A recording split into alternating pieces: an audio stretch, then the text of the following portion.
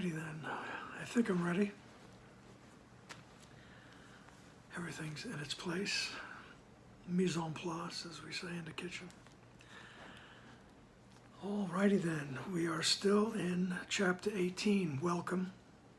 Forgetting my manners. Welcome everyone. We're in chapter 18. This is session number 147 of Kevin Reads A Course in Miracles. All right, as I say, chapter 18, section 6, Roman numeral 6, on page 384 in the text.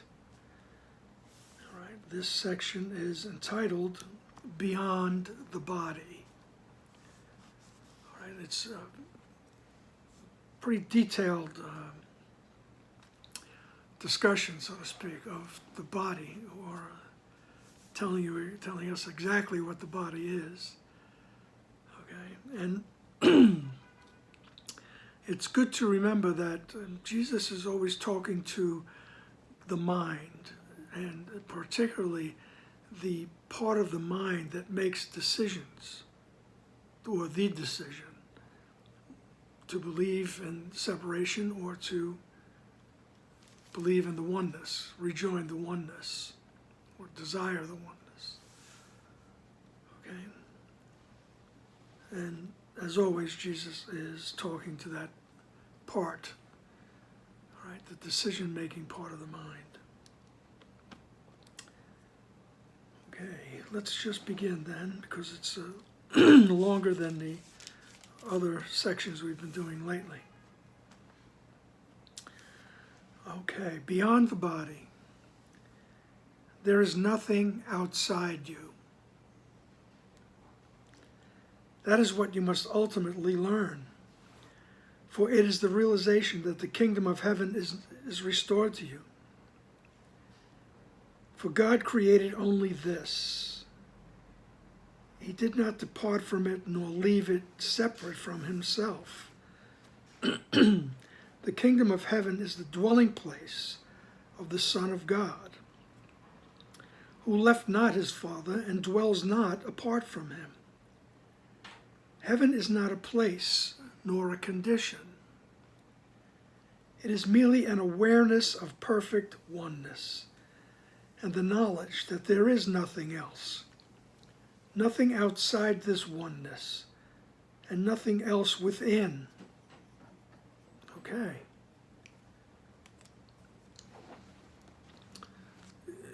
You could sit and think on that until you come to the realization that you are always in that state of heaven, all right, dreaming of exile. All right. He says there's nothing outside of you. And he says that's what you must ultimately learn. Because when you learn this, the kingdom of heaven is restored to you. Okay. The totality of everything dawns on us.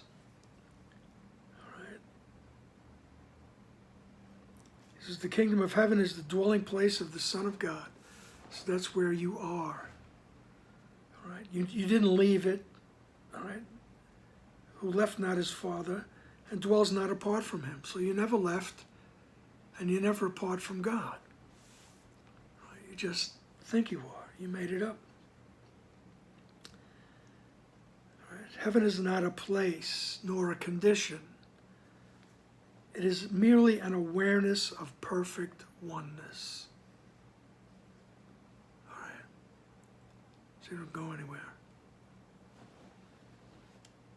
And the knowledge that there is nothing else, just the oneness. Nothing outside the oneness, and nothing else within. Okay. And you already have it. It's already there with you in the mind. All right. You just have to choose to remember that. You don't have to figure anything out. All right.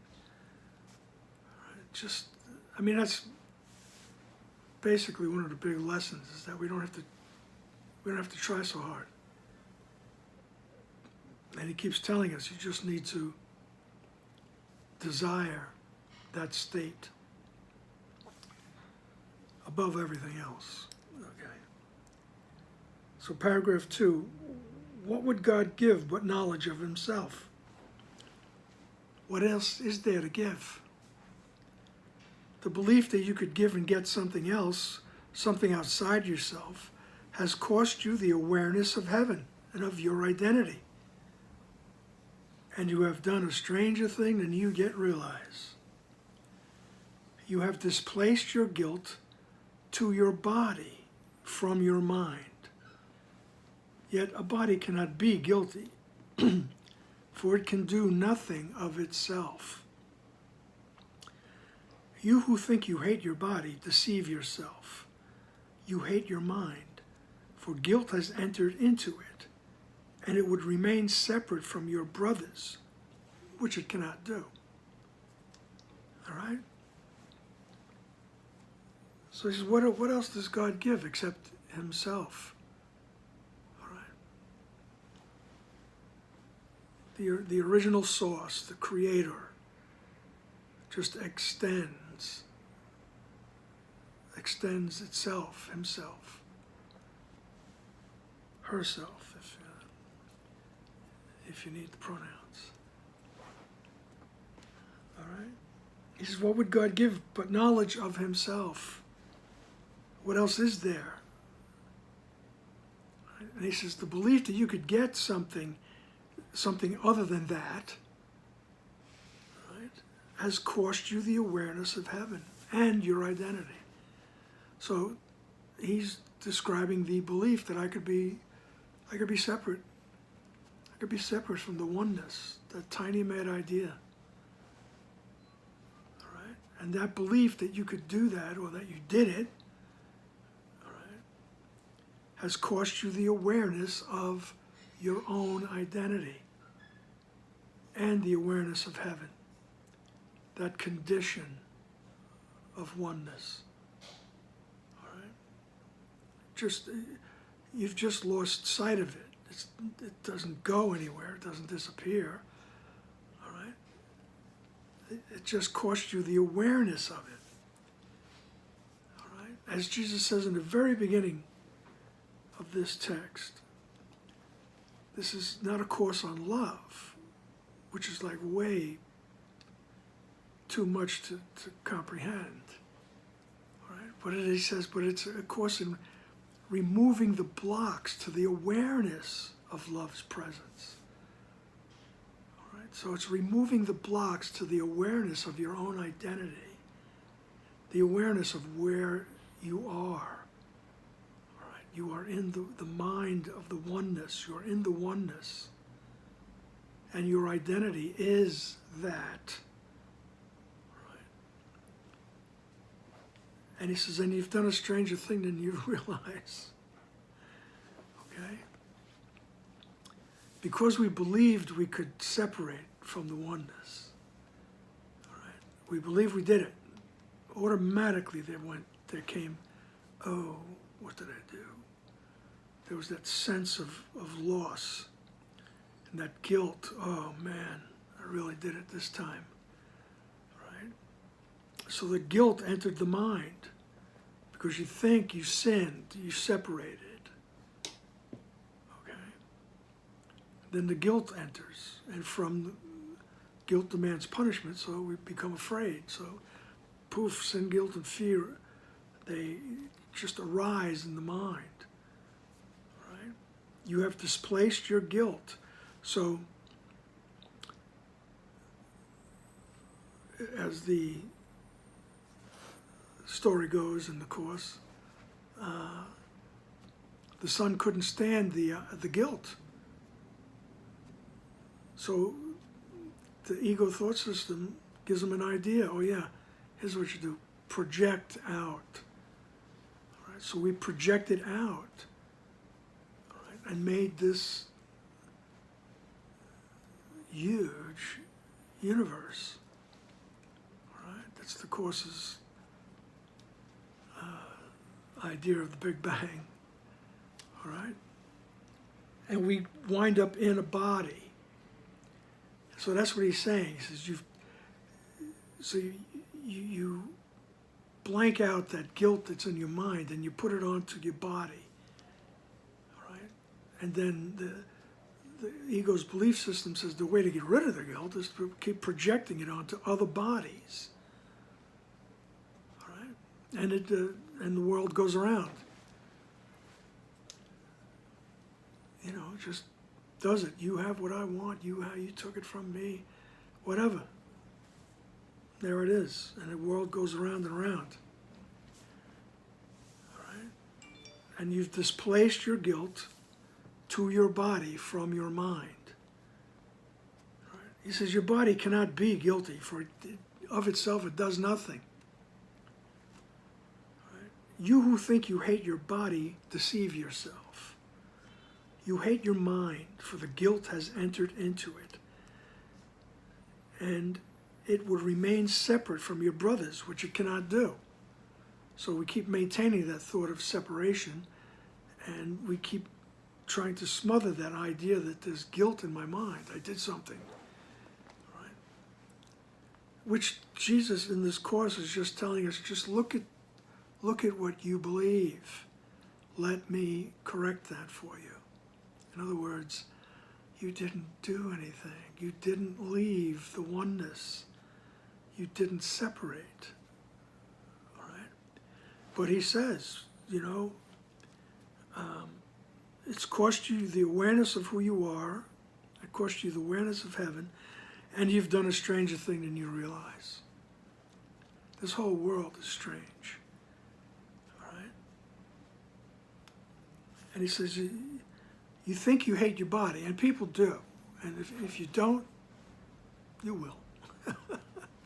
It's coming. All right? I mean, so hate is a strong word, but it clarifies. It is an intense emotion, believe me. Even as we grow up, all right? I mean, as soon as you enter adolescence and you enter puberty, you start noticing your body. And then the others of your ilk, let's say, your age bracket, they start noticing too, and they start noticing yours.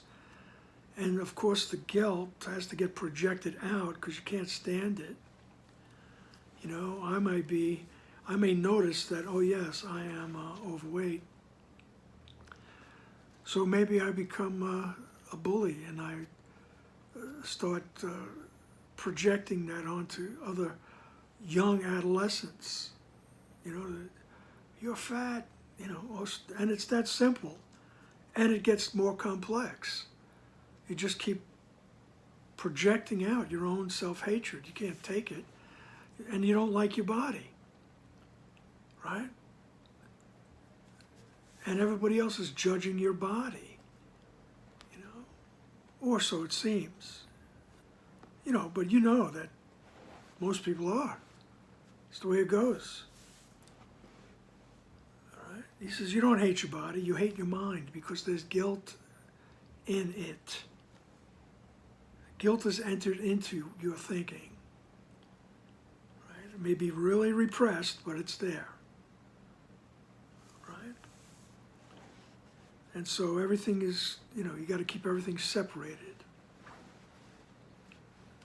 so nobody finds out. All right. So in paragraph 3, now remember this section is called Beyond the Body. Okay, so he has to point out what it is that we focus on the body, but he says everything is beyond. The truth is beyond your body. All right, the body is not who we are. All right, and let me say it now as long as I'm thinking of it. Jesus is not saying to reject your body or to deny your body, okay? We bring our perceptions, even of our body, to the holy instant, the right mind. And we go and we ask our friend, Jesus, help me to see correctly. All right? Right? So your body doesn't disappear, but you start to see it in a different way. Right? It becomes useful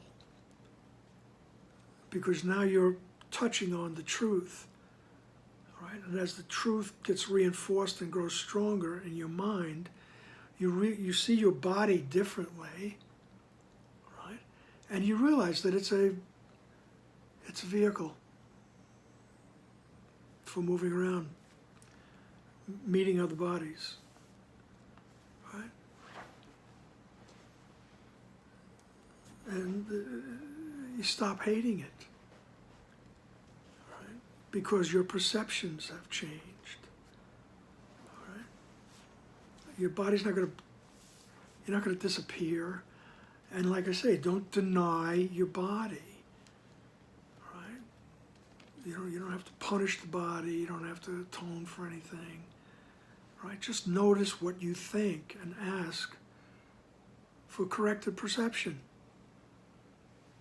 right? As Dr. Wapnick would say, you put on Jesus glasses instead of your own, right? And you see through a different lens. Okay, paragraph 3. Minds are joined, bodies are not. Only by assigning to the mind the properties of the body does separation seem to be possible. And it is mind that seems to be fragmented and private and alone. Its guilt, which it keeps separate, is projected to the body, which suffers and dies because it is attacked to hold the separation in mind. And let it not know its identity. Mind cannot attack, but it can make fantasies and direct the body to act them out. Yet it is never what the body does that seems to satisfy. Unless the mind believes the body is actually acting out its fantasies, it will attack the body by increasing the projection of its guilt upon it. Okay, all right. So, he says we assign to the mind the properties of the body. So in other words, everybody has a separate mind to begin with. And it is the mind that seems to be fragmented. Okay. And it seems to be private. I have my private thoughts. And my mind is alone. Okay? And Jesus keeps telling us the minds are joined. All right? That's part of the oneness. Or that is the oneness. Let's put it that way. All right? So, it seems to be fragmented and private and alone. Its guilt, which keeps it separate, is projected to the body, which suffers and dies because it's attacked to hold the separation in mind. All right? And how does it do that? The guilt in the mind attacks the body. We grow old and die. We deteriorate.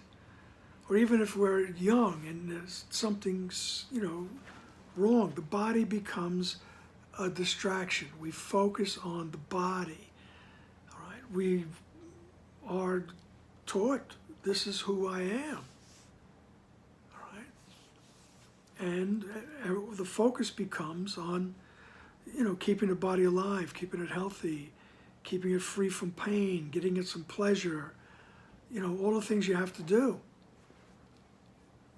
From the minute you're born, or even before that, you're feeding, right? You're growing stronger, right? You're kicking around in there. Feed me. And then when you're born, it doesn't take too long before you feed me. What the hell? Can't get to the refrigerator myself.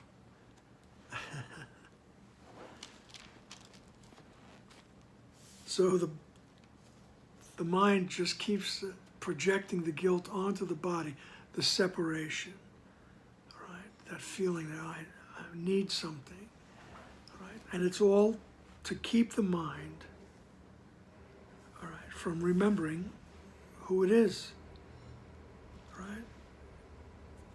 It's guilt which keeps it separate, is projected to the body, right? To hold the separation in the mind, to keep trying to prove that the separation is true. It's what really happened, okay? And thus it doesn't know its own identity. It just keeps believing that it's separated. Okay?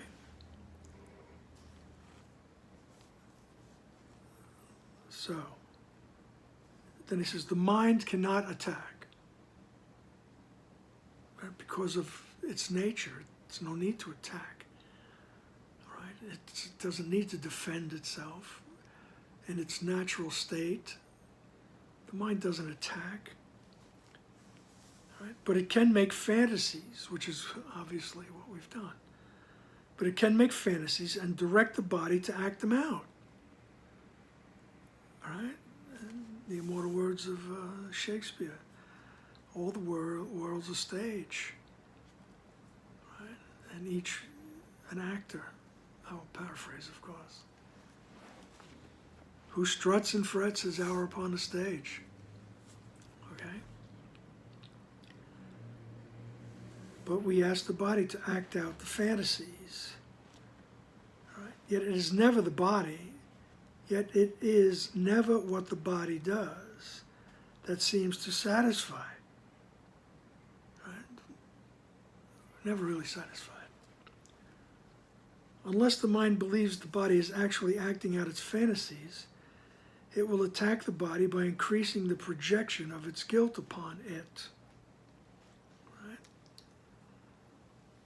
In other words, the mind just keeps projecting the guilt onto the body.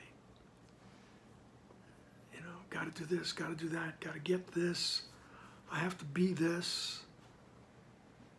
All right? That's why I don't know, I guess I was always a little strange, but that's the way it feels anyway, because in interviews, you know, like that question, where do you see yourself in 5 years? And it's like, oh my God. You know. I don't know, I would have to be prepared for that and like make something up that sounded, you know, really cool and astute and, you know, like I was really involved. But that's just the body making up those fantasies. And you know, what fantasies do you have in 5 years from now?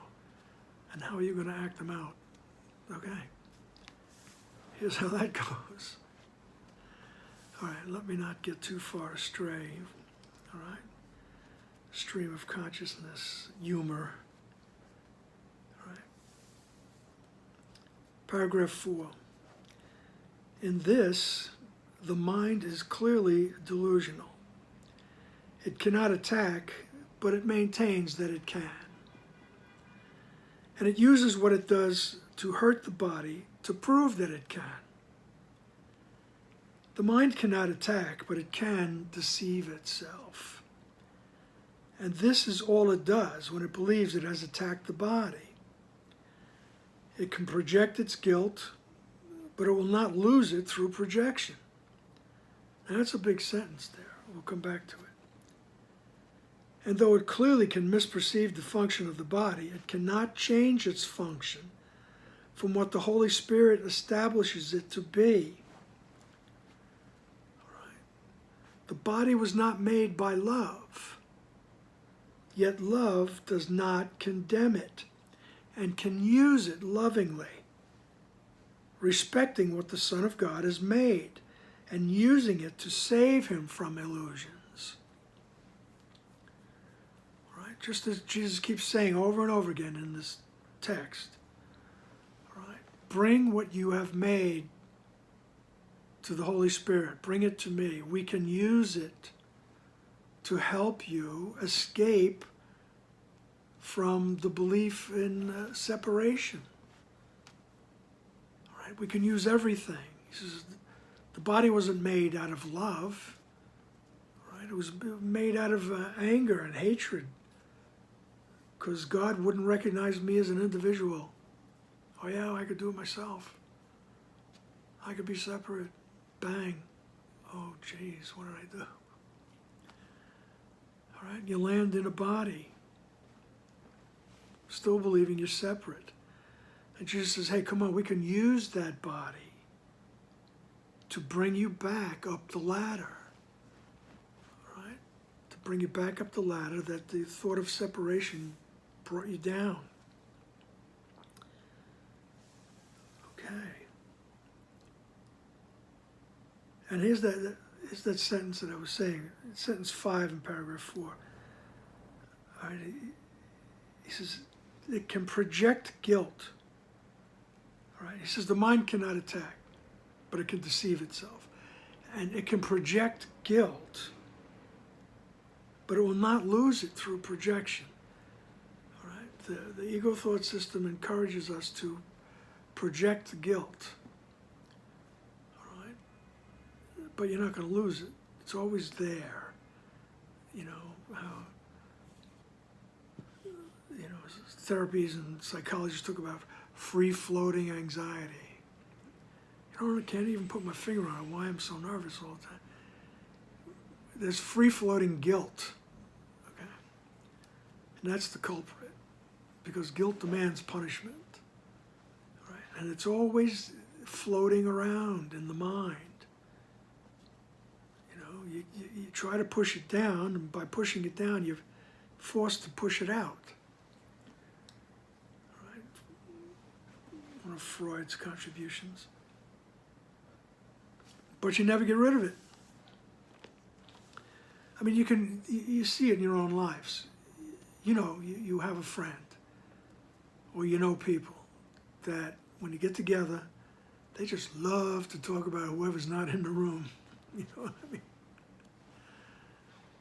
That's trying to make themselves feel better.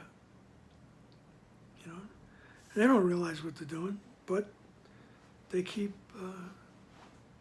gossiping. It's not me, it's them. And that's what the mind, the ego mind tells you to do. All right? The mind cannot attack, but it can deceive itself.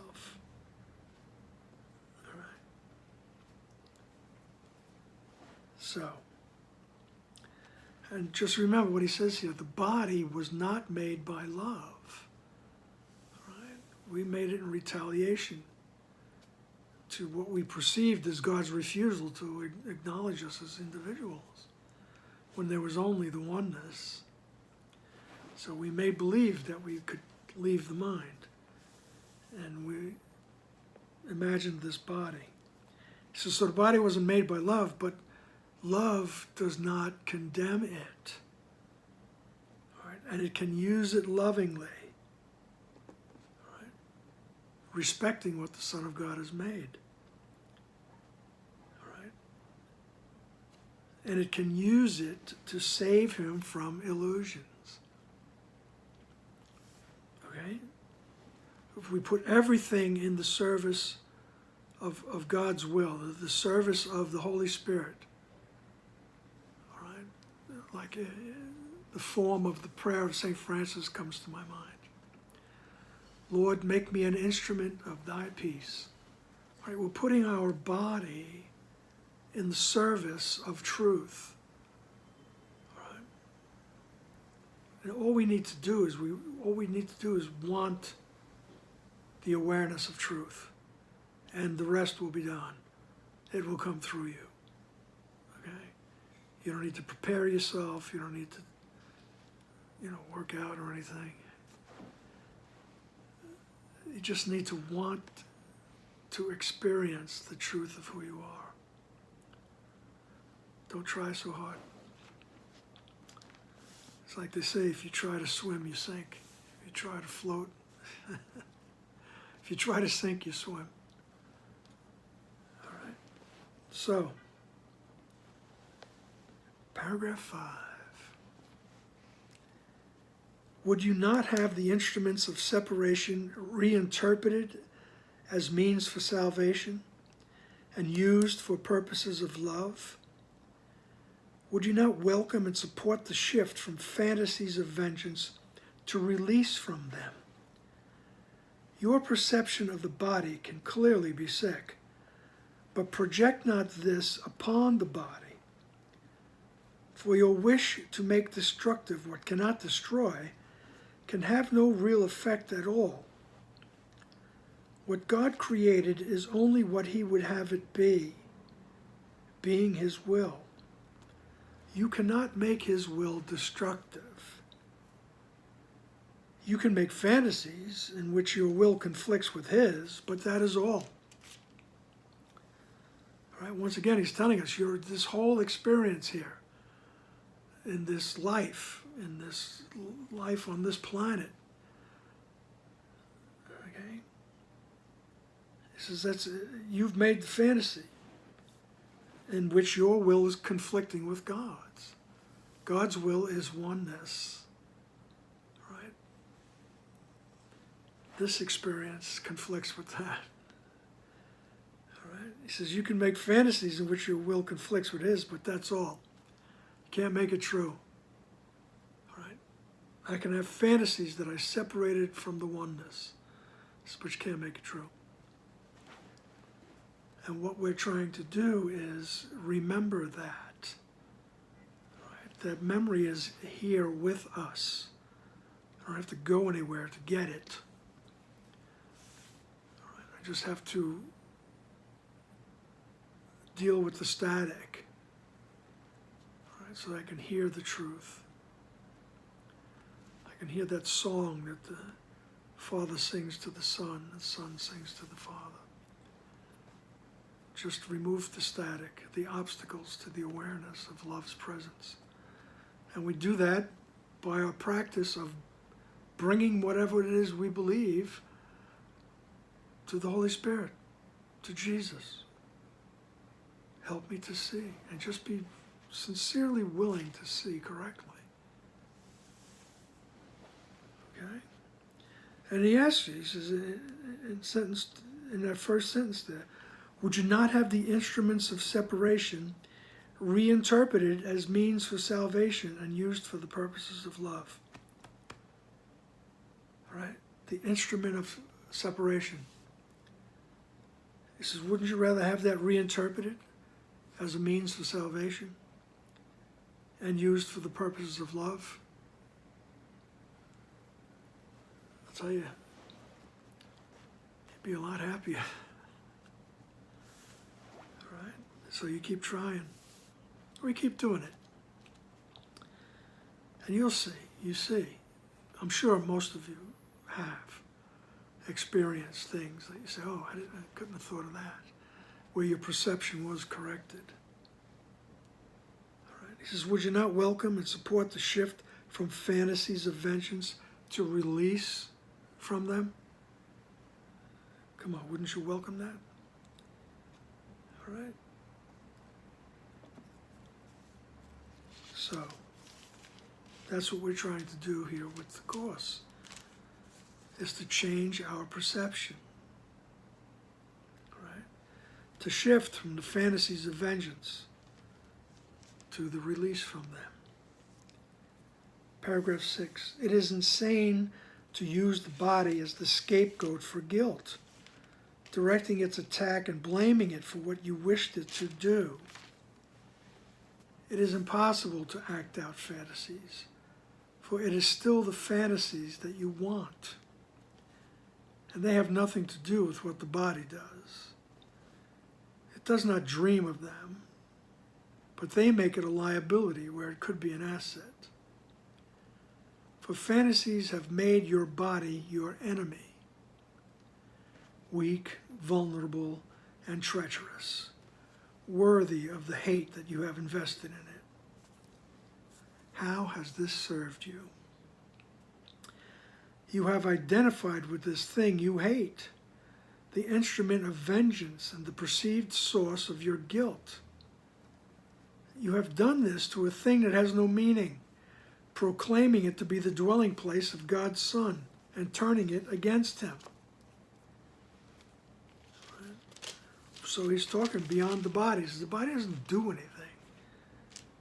Right? He says that it's insane to attack it, make it the scapegoat for your guilt. Right? Blaming it for what you wished it to do. So I blame the body for what I wished it to do. What did I wish it to do? Prove that I'm separate. Prove that I'm separate. Prove that I'm a victim. Prove that I'm not guilty. I didn't do it. All right? He says, but it's still the fantasies that you want. All right? And those fantasies are all those things that come with the thought of separation. Right? The body doesn't dream them, he says. Right? The mind thinks about it. Okay? And your mind is focused on the body. You've made it your enemy. It's weak, it's vulnerable. I don't like it. Right? Even if you think you're cool, you got a good body and this and that, and deep down inside there's stuff you realize you're not getting. Right? If only my muscles were a little bigger. All that stuff. All right? He says, you've done this to a thing that has no meaning. He says, the body has no meaning. Remember, the focus of this section is beyond the body. That's where you exist. He says, this thing has no meaning. Right? It's a fantasy. We made it up. Once again, do not deny it. Right? Just look at what you do believe about it and have that retranslated, have that perception corrected. Jesus says denying the body like that is an unworthy form of denial. He says, don't do that. Just tell me what it is that you believe, and I'll help you. I'll help you use the body to become free from the fantasies of sin, guilt, and fear. I'll help you do that. All right? And he says, and you've done this to a thing that has no meaning, and you proclaim it to be the dwelling place of God's Son. All right? Turning it against him. Paragraph 7, this is the host of God that you have made. And neither God nor his most holy Son can enter an abode that harbors hate. And where you have sown seeds of vengeance, violence, and death, this thing you made to serve your guilt stands between you and other minds. The minds are joined, but you do not identify with them. You see yourself locked in a separate prison, removed, unreachable, incapable of reaching out as being reached. You hate this prison you have made and would destroy it, but you would not escape from it, leaving it unharmed without your guilt upon it. Right? He says,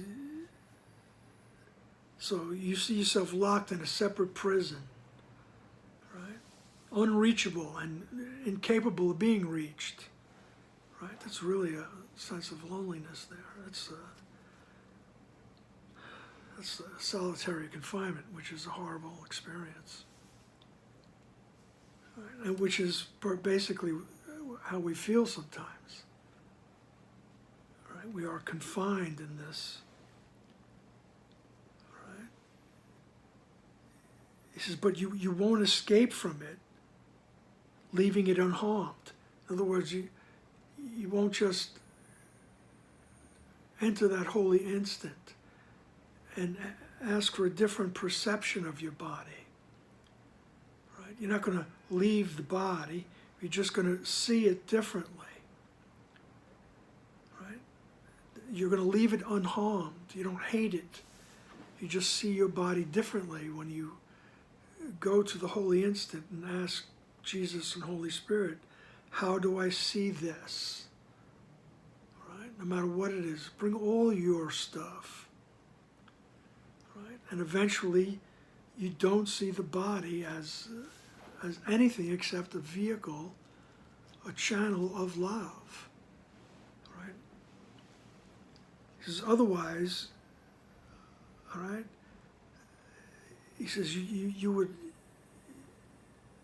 won't leave your body without condemning it.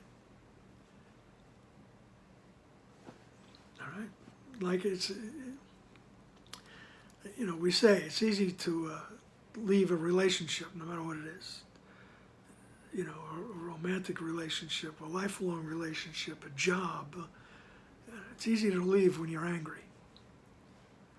Right? You make up some reason why you have to go. Can't be here anymore. Right? They won't put cheddar cheese in the commissary. I'm leaving. So whatever it is, it's going to be silly. But some people, and you'll see it, when we point it out, you can see it. Some people find it easier to leave if they're angry. If you can point the finger at somebody or something. Okay? I'm leaving because of you. All right? He says, you've done this to a thing that has no meaning, proclaiming it to be the dwelling place. All right. He says, this is the host of God that you have made. Right? And then he says, the minds are joined, but you do not identify with them. Right? That's what we're trying to do, is to get back to that place. Right? He says, then you won't escape from it without condemning it.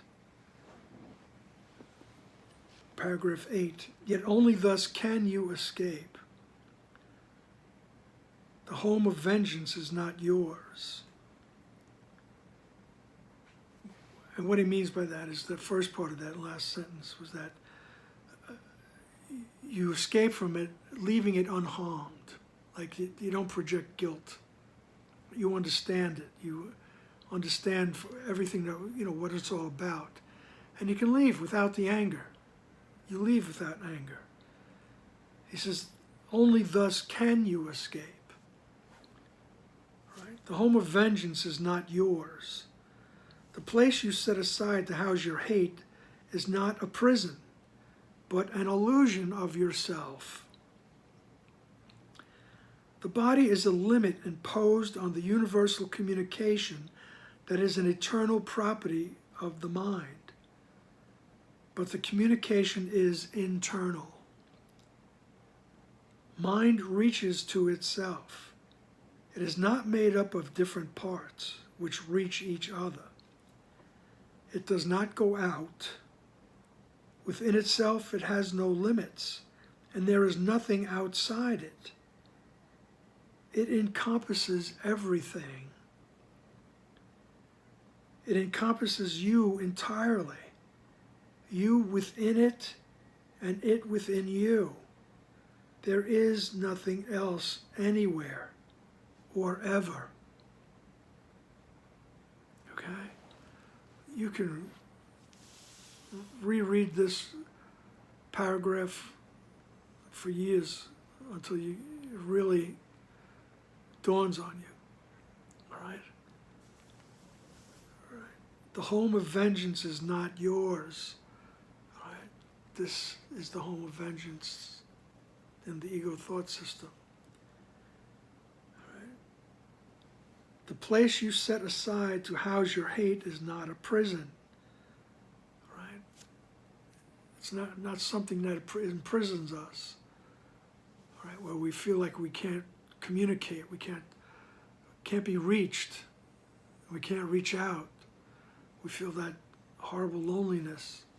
He says, that's not you. That's an illusion of you. The body is a limit imposed, this is really cool, this sentence, okay? The body is a limit imposed on the universal communication that is an eternal property of the mind. The body is a limit imposed on the universal communication that is an eternal property of the mind.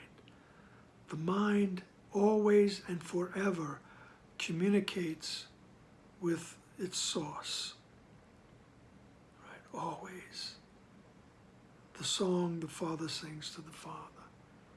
He says the body is a limit on that.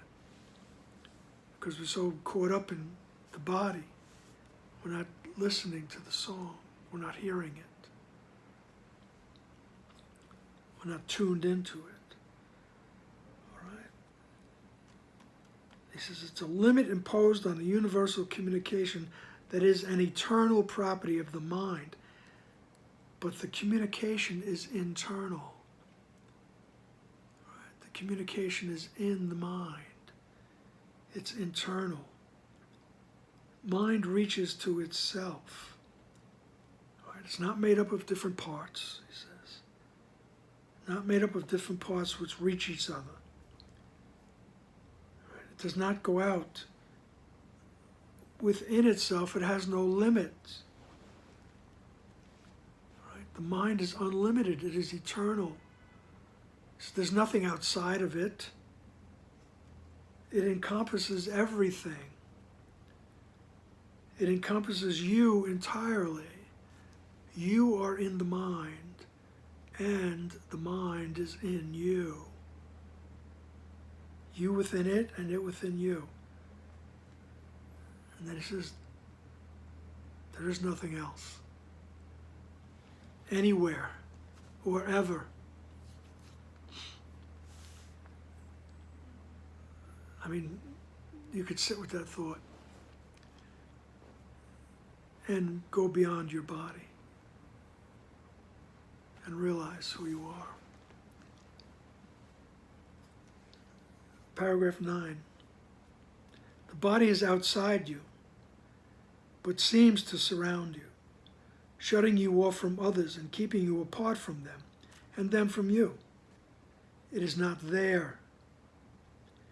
There is no barrier between God and his Son, nor can his Son be separated from himself except in illusions. This is not his reality, though he believes it is. Yet this could only be if God were wrong. God would have to create differently and to have separated himself from his Son to make this possible. He would have to create different things. He would have had to create different things and to establish different orders of reality, only some of which were love. Right? Yet love must be forever like itself, changeless, forever, and forever without alternative. And so it is. You cannot put a barrier around yourself because God placed none between himself and you. Right? Another thing to think about. Right? You can't put a barrier around yourself. Right? Because God placed none between himself and you. Right? There is no place where God ends and you begin.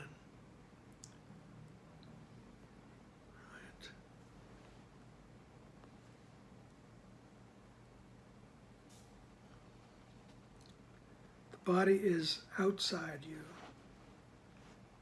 but it seems to surround you. So there is no barrier between God and his Son except in illusions.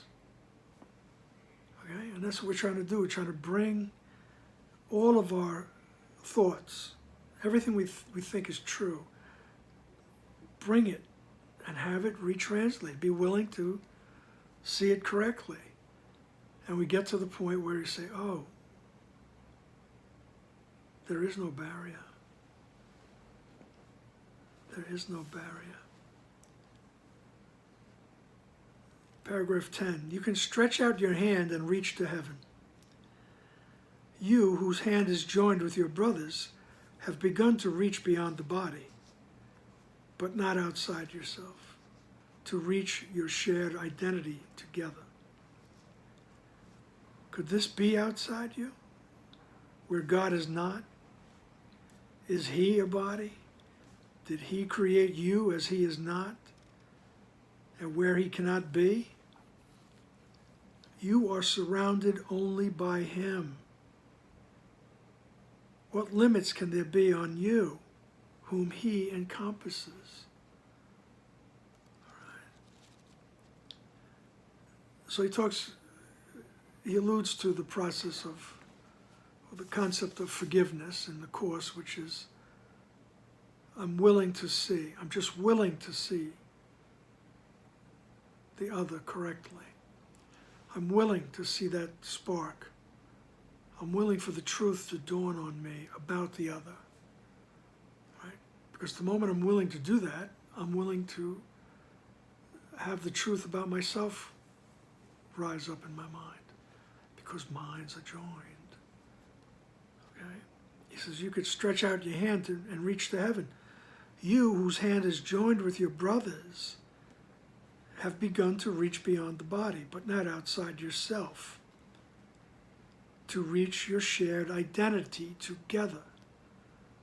Right? It says you reach outside the body, but it's not outside who you really are. Right? And together we reach the awareness of our own identity.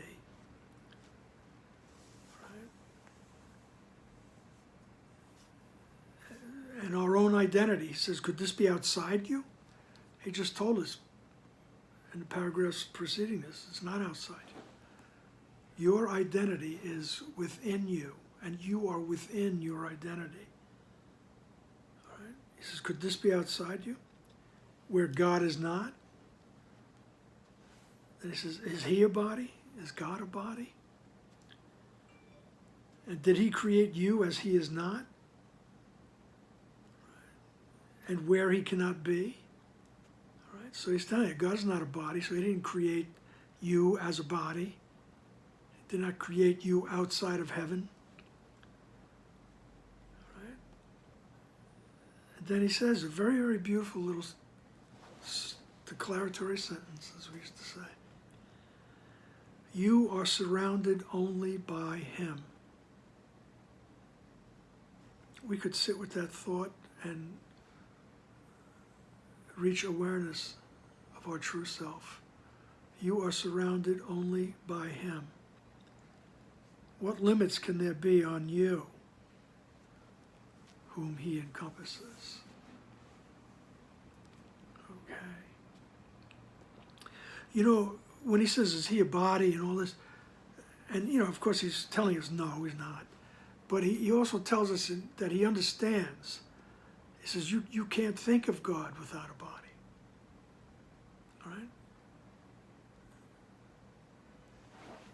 You know, because that's the way we are taught, you know. So he says, and it gets easier as we become disembodied, so to speak. You know, we just realize that this is not the be-all and end-all. All right? And like I say, don't deny it. Don't rush. You can't rush. All right? So, paragraph 11. Everyone has experienced what he would call a sense of being transported beyond himself. This feeling of liberation far exceeds the dream of freedom sometimes hoped for in special relationships. It is a sense of actual escape from limitations. If you will consider what this transportation really entails, you will realize that it is a sudden unawareness of the body and a joining of yourself with something else in which your mind enlarges to encompass it. It becomes part of you as you unite with it, and both become whole, as neither is perceived as separate. What really happens is that you have given up the illusion of a limited awareness and lost your fear of union. The love that instantly replaces it extends to what has freed you and unites with it.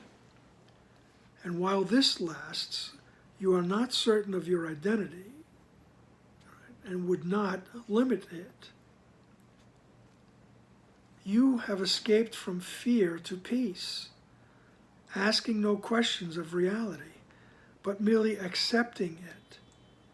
You have accepted this instead of the body, and have let yourself be one with something beyond it, simply by not letting your mind be limited by it. Okay? So he says everybody's experienced something like that. What we would call a sense of being transported beyond yourself. And if some of us are quite aware of it, and if you think about it, you'll remember maybe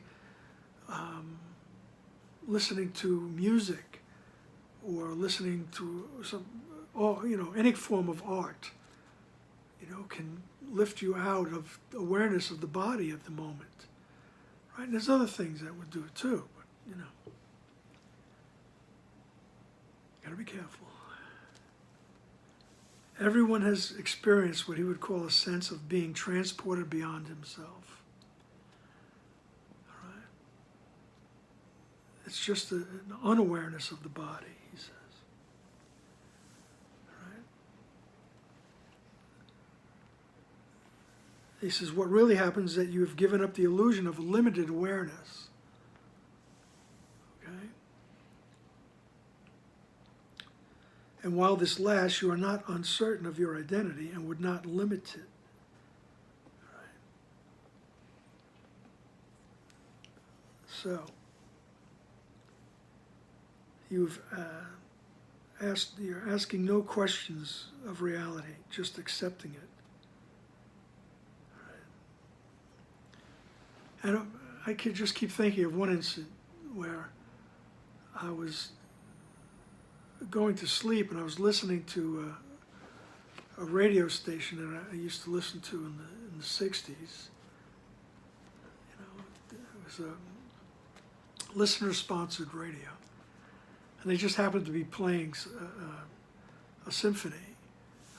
And I don't really recall, but I'm thinking it was probably the Eroica Symphony. All right. I believe this is Beethoven. All right. And all of a sudden the music just rose to such a great crescendo, and the whole orchestra sounded like one instrument really, and I positively felt as though I was being lifted up.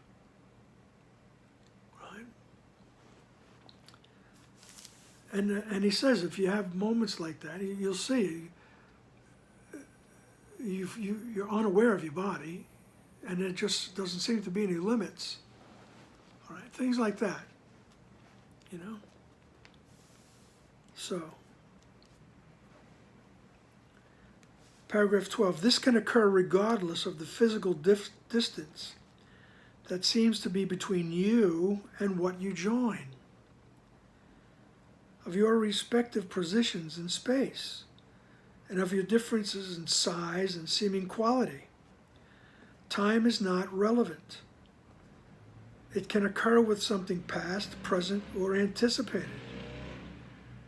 The something can be anything and anywhere: a sound, a sight, a thought, a memory, and even a general idea without specific reference. Yet in every case, you join with it without reservation because you love it and would be with it. And so you rush to meet it, letting your limits melt away, suspending all the laws your body obeys, and gently setting them aside. Okay? And he, of of course, explains it much more clearly than I did. All right? He says, regardless of the physical distance that seems between you and what you join. All right? I mean, that music was being played somewhere in, somebody's studio in Manhattan. Didn't matter. The music was coming through. And,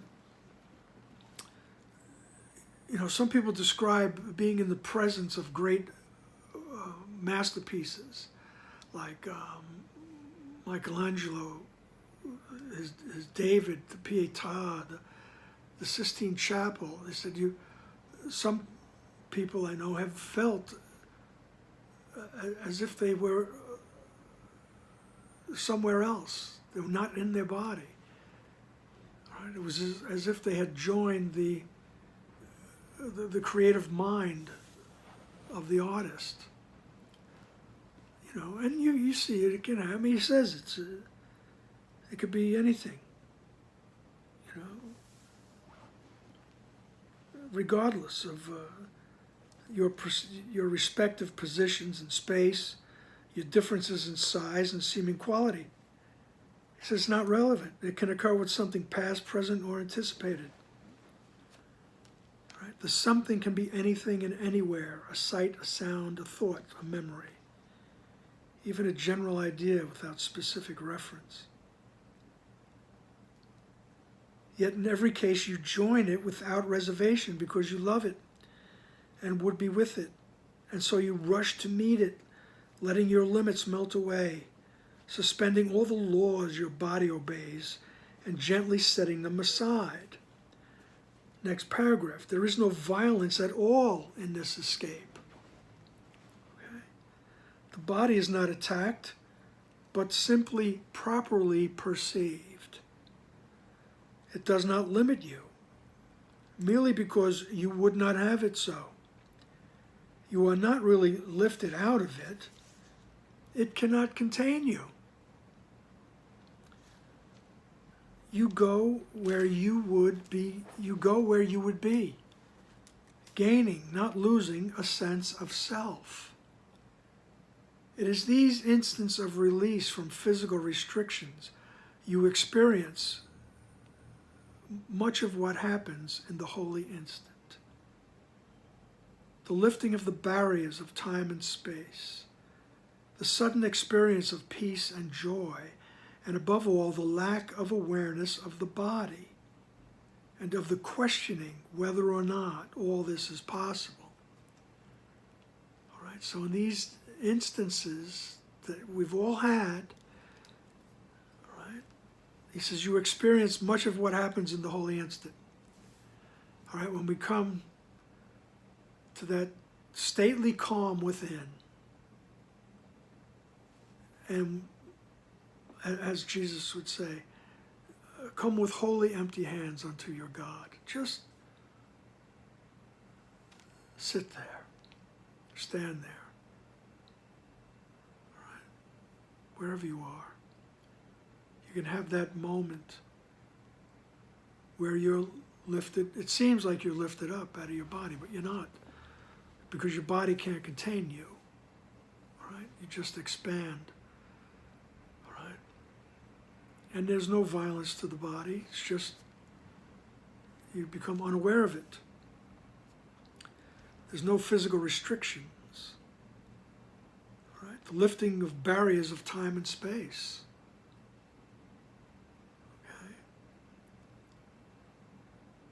And the sudden experience of peace and joy, and above all, the lack of awareness of the body and of the questioning whether or not all this is possible. We don't even question it anymore. You just, oh, this is great.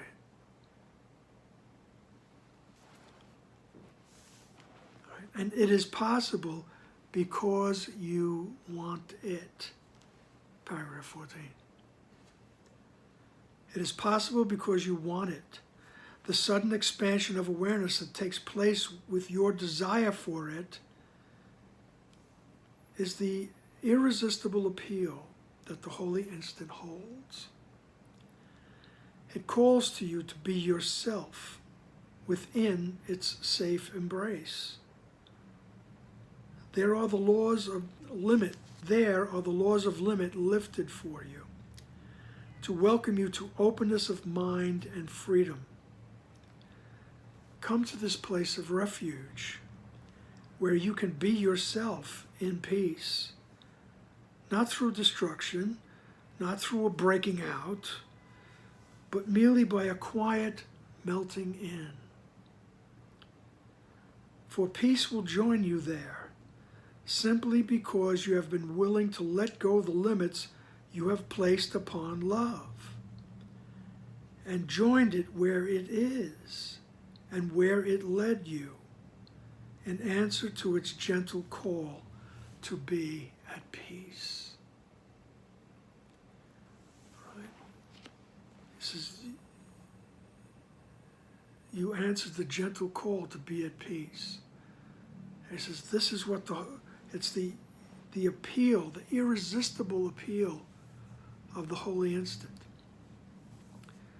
Because in that holy instant, you practice it more and more, and it's just irresistible. You love that feeling of being lifted from the awareness of your body, first of all, and the awareness of your limitlessness.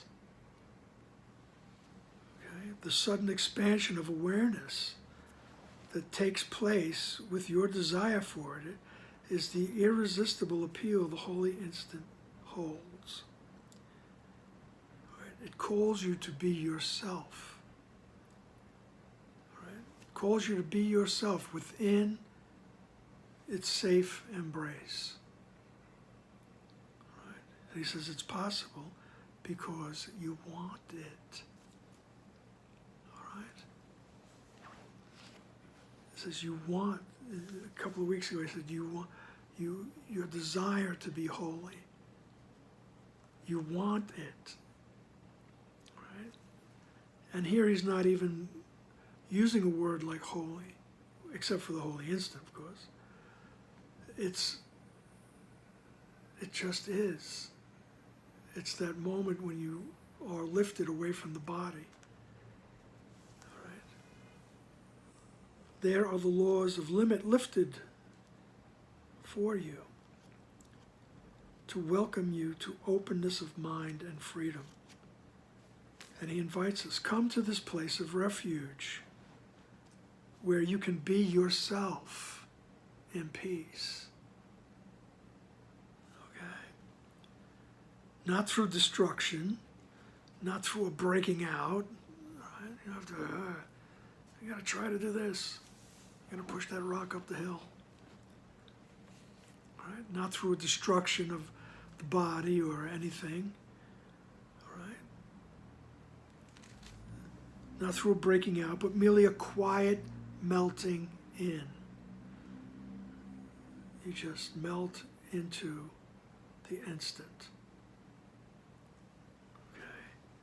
And peace will join you there simply because you've been willing to let go of the limits you've placed upon love and joined it where it is and where it led you in answer to its gentle call to be at peace. Right? So what we're doing when we practice going to the mind and asking, help me to see things correctly. Right? We're answering that gentle call to be at peace. Right? And more we'll become aware of it. It will reinforce itself. It will just be what it is, really. Right? And it is possible because you want it. It's a quiet melting in. Okay. Let's quietly melt in as often as possible. All right then. We'll see you for the next session. Bye now.